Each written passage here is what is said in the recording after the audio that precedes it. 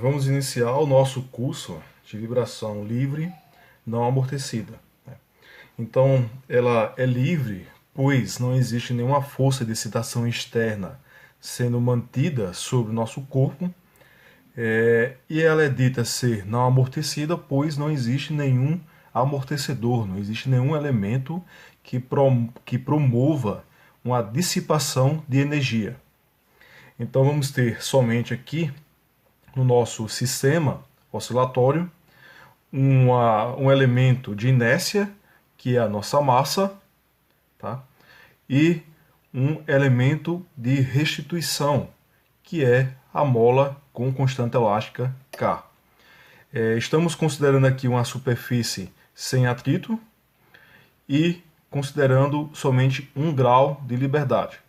Então nós temos aqui um oscilador com 1 grau de liberdade, sem excitação externa e não amortecido. Aqui esse oscilador vai ter um deslocamento, uma velocidade e aceleração, né? Então x, a derivada primeira de x e a derivada segunda de x. E ao fazer o diagrama de corpo livre do nosso corpo, né? Então vamos ter, obviamente, a força peso devido à gravidade, a normal, só que as forças atuando perpendiculares ao movimento não interessa para nós, tá? Não é do nosso interesse aqui nesse curso. Então vamos estudar e considerar o somatório de forças na direção do movimento, né? Então vamos ter aqui, utilizando a lei do Newton, a segunda lei do Newton, somatório de forças igual a massa vezes a aceleração, né? A única força que está atuando no sentido do movimento é a força de restituição, ok? Então, considerando aqui, por exemplo, que seja uma mola linear, essa força de restituição da mola vai ser dado por Kx, em que K é a constante da mola, né? Ou seja, uma propriedade intrínseca da mola. E x é a nossa posição. Substituindo isso aqui lá na equação do Newton, vamos ter que menos Kx igual a massa vezes a aceleração. Por que menos? A mola ela vai agir sempre tentando, fazendo com que o corpo volte à sua posição de equilíbrio, tá? Então ela vai restituir o movimento. O sentido positivo considerado é o sentido do movimento. Então ela vai atuar sempre contrário ao sentido do movimento. Por isso, menos Kx igual a massa vezes a aceleração. Passando tudo para o mesmo membro, né? Então vamos ter m vezes aceleração mais Kx igual a zero. Dividindo tudo por m, pela massa, então vamos ter a derivada segunda da posição, que é a nossa aceleração, mais K sobre m vezes x igual a zero. Então nós temos aqui uma EDO de segunda ordem homogênea, que está modelando o nosso sistema massa-mola com 1 grau de liberdade. Então nós temos aqui o nosso sistema massa-mola com 1 grau de liberdade, sem excitação externa, e a equação que modela o nosso sistema. Tá? Para resolver essa EDO de segunda ordem homogênea, nós vamos utilizar uma proposta de solução. E a nossa proposta de solução é do tipo C, uma constante, vezes E, né, o número de Euler ou neperiano, elevado a lambda vezes t, tá? Que lambda também é uma outra constante a ser determinada, tanto c quanto lambda. Então nós vamos pegar esta função, vamos derivar uma vez e tirar a derivada segunda, tá?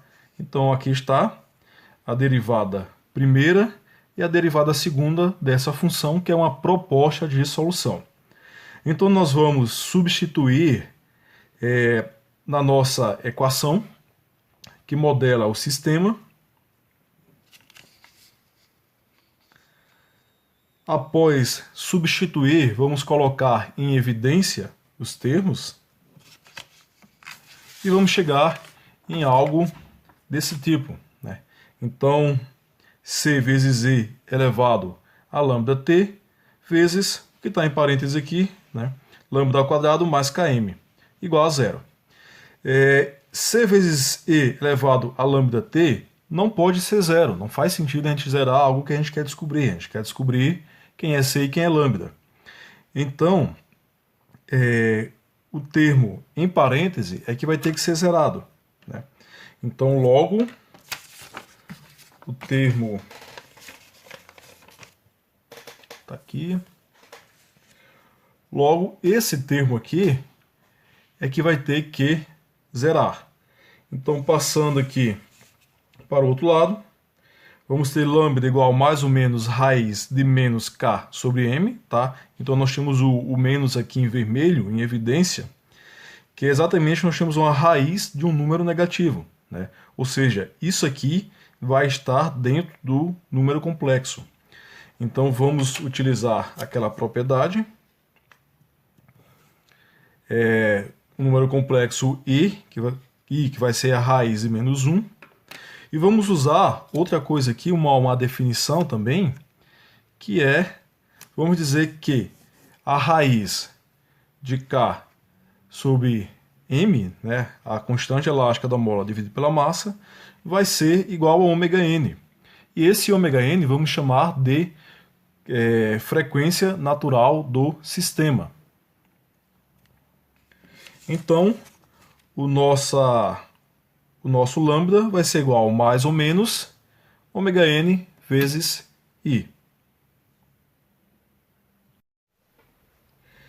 Então, foi obtido essa solução para aquela equação característica do sistema, sendo que, na verdade, essa solução são duas soluções, né?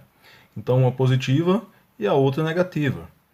Então, nós temos aqui um lambda 1, que é mais ômega ni, e um lambda 2, que é igual a menos ômega ni. Okay? Ou seja, implicando que nós temos duas soluções. Uma com o valor positivo e uma constante a ser determinada, que eu vou chamar de C1, e outra com o valor negativo e uma constante também a ser determinada com o valor que eu vou chamar de C2. Tá? E aí nós podemos fazer o seguinte, né? Desde que seja um sistema linear, né? E isso está meio que pressuposto lá quando a gente colocou que seria uma mola linear, ok? Então nós podemos fazer o seguinte, a combinação linear das soluções. Então a combinação linear das soluções também é uma solução do sistema. Tá? Outra coisa que vale a pena ser comentado é que por ser uma EDO de segunda ordem, então já era previsível que nós teríamos duas soluções, né? duas raízes. Né?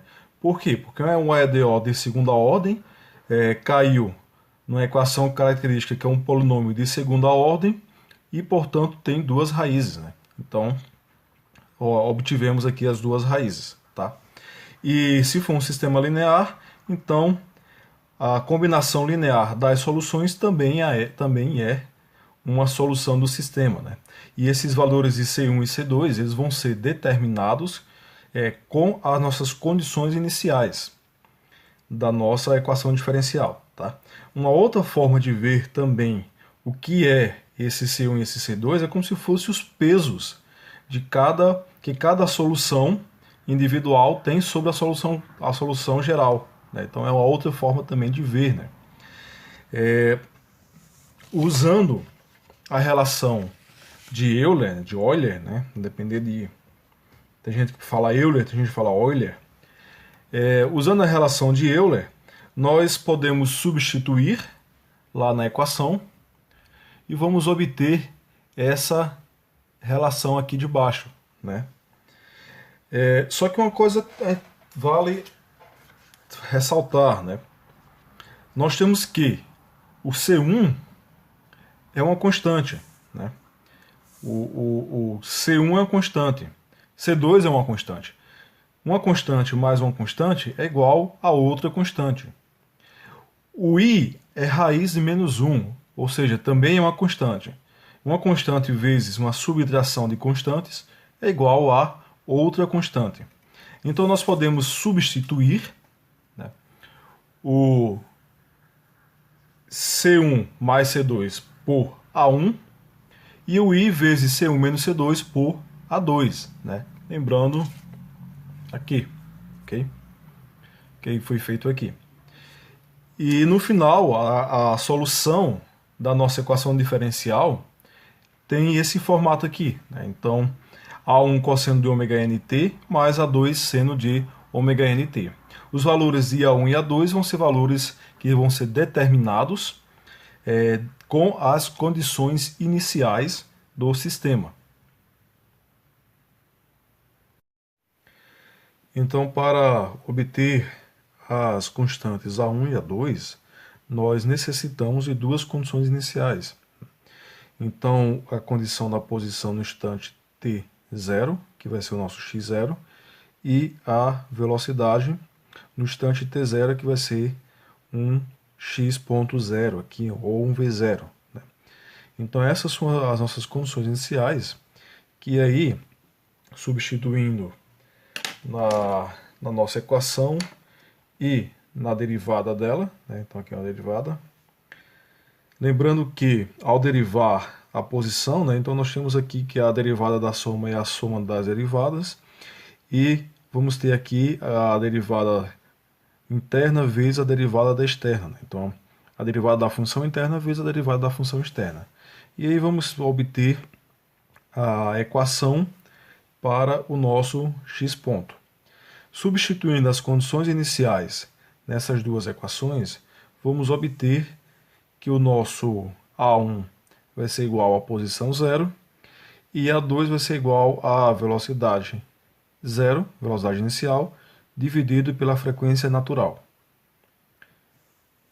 Substituindo, chegamos à equação final. Né? Então, essa equação vai descrever o comportamento, a resposta daquele nosso sistema massa-mola sem excitação externa.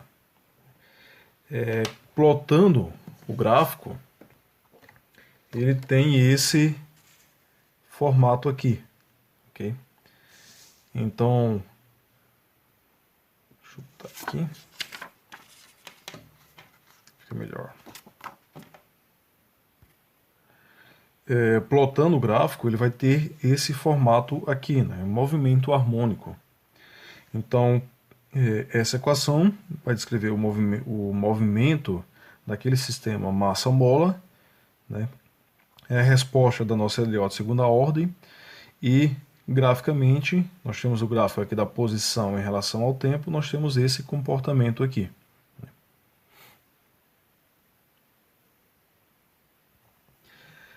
Aqui foi escolhido como posição inicial 4 milímetros e velocidade inicial 0 milímetros por segundo. Tá? Foi escolha minha, isso aí. Fui eu que impus essas condições iniciais para gerar o gráfico. Esta equação ela pode ser representada de outras formas. Duas outras possibilidades, né, de representar esse movimento harmônico é utilizando o cosseno ou o seno. Né? Então, vamos criar aqui mais duas constantes, o A e o φ, e a partir das definições anteriores, né, de A1 e A2, utilizar essa relação aqui. Então, A1 igual a A cosseno φ e A2 igual a A seno φ. E aí vamos chegar a essa relação para a amplitude A, né, que aqui seria a amplitude do nosso movimento, e para o φ, que seria o ângulo de fase do movimento. Né? Então, A cosseno ômega nt menos φ. E se utilizarmos a relação com o nosso A1 igual a seno de φ e A2 igual a cosseno de φ, vamos chegar a essa relação. A relação para a amplitude é a mesma, tá? Eu até, alguns livros colocam o A0, eu propositalmente coloquei os dois A, pois a equação é a mesma. No entanto, o φ vai ser diferente, né? O que está no numerador vai para o denominador, né? Então tem essa inversão aí. Então fica A seno ômega n de t mais o φ0. Qualquer uma dessas equações vai ter a representação gráfica nesse formato aqui.